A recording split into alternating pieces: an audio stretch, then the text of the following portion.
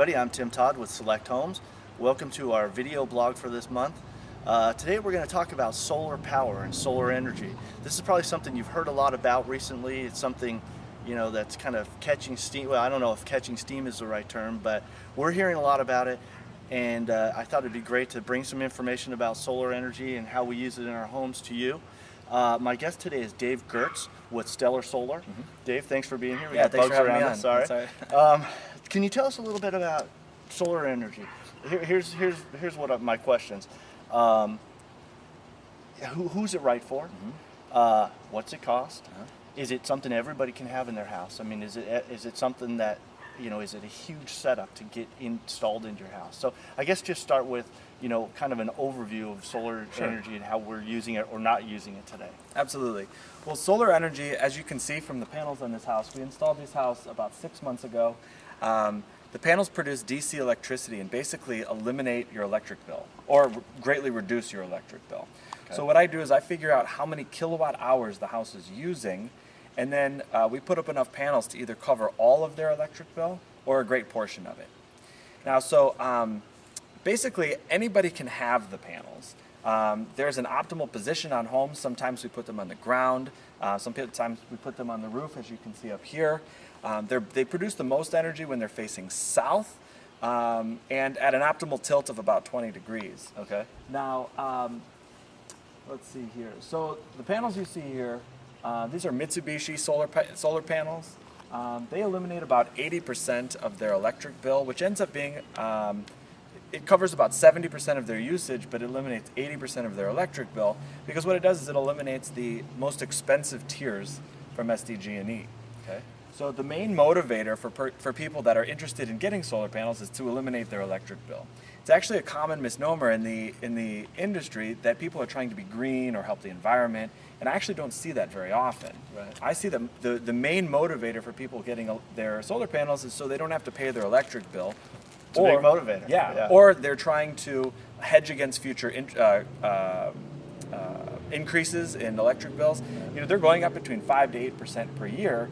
And if you're producing your own electricity, SDG&E can't raise the rates on you. Right. So, right. That's and huge. in terms of real estate, it raises the home's value. Sure. If this house right here, let's say there's two houses that we're selling. One house has solar panels on them with let's say a $30 a month electric bill. And just for comparison's sake, let's say that the house next to it doesn't have solar panels on it, but has a $250 electric bill.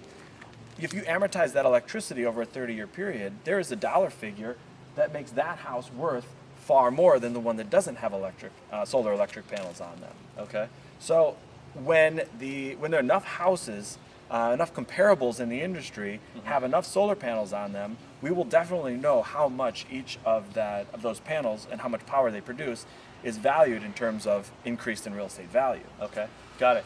So what we're looking at here are panels, and when I look at that, I think, okay, somebody's got solar heating on their pool. It's really kind of the same setup. I mean, as far as the appearance on your house. Kind of. There's three different types of solar electricity in terms of home use. There's solar electric, and that's what you see here.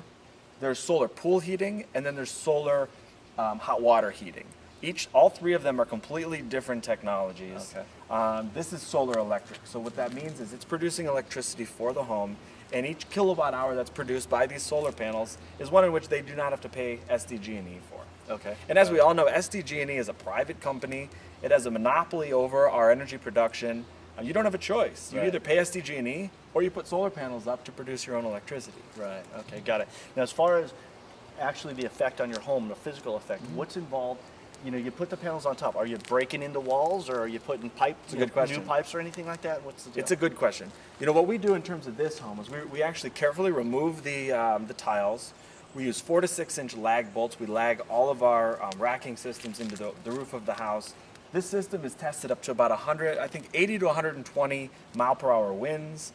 They're tested with 1 inch hail going 50 miles per hour, so it's a very durable product. Right. It's made with mostly stainless steel, aluminum, and the glass on there is the same strength as the windshield of your car. So it's very durable. We put all of our racking on, and then we remove first we remove all the tiles and we put it all back underneath. And the panels come with a 25-year production warranty, and there's also a 10-year workmanship warranty in case the roof leaks. It won't leak, but if it does, you have a 10-year workmanship warranty on it. Okay, got it. And then inside the house, are you doing anything inside the house? Nothing really inside the house unless they want to install their inverter inside the garage, in which case a lot of people do. The system requires an inverter. It's a box about the same size as a medicine cabinet. Okay. And it hangs, and what it does is it inverts the DC electricity that's produced by the panels into AC electricity in which the house can use. Okay. And every system needs it. Right. Needs an inversion, either one inverter or multiple inverters on the back of the panels. And each situation calls for different inverters. Okay, got it. And where is the industry going? Is this, I mean, who's doing this today? You kind of mentioned that it's people who just want to save on their energy bills, but is it, I mean, is this something that we're going to be moving towards in the future? Yeah, you know, solar panels are expensive. Okay. It's an expensive system. So the people that can that are getting solar panels now are either the people that can pay cash for the systems or people that can finance the systems. There are also leases out there. You can lease the solar panels. I don't necessarily recommend leases, but it's a good way to get solar panels on your house. Now, what I always tell people is if you have a $200 electric bill, I can put you into a payment where your payment is $200. So when people talk about the payback of these systems, I basically say, hey, you have a $200 payment whether you're sending it to SDG&E or to the finance company. Right. But after a few years, you're going to pay off your system. You won't have to send it to the finance company. Right. You're always going to have to pay SDG&E. And when you finance a system, you're paying, let's say it's $200 payment, that's $200 every month. There's no increase in that payment. Oh, right, sure. So my feeling is if anybody's ever read the book The Tipping Point, in 10 years, as soon as we get to that tipping point, every home is going to have solar panels on them. Okay. In my opinion, every permit should require that solar panels are on the house, or the permit fee should be much more. Right. You know, we should be incentivizing this type of technology. Okay, good. Yeah. Excellent. All right, well, that's great information. I appreciate it. If people want to get in touch with you, I'm going to put the website on the on at the end. But I appreciate your time and thanks. Anything else you want to add about solar and where it's going, or? No, I mean if I give free quotes to anybody, so if your clients or anybody wants a quote on their home, I'd be happy to come out to your house and show you exactly what we can do for you. Fantastic. Well, we got the bugs here, but thanks a lot. I appreciate your time. Thank you so much. Dave. Thanks.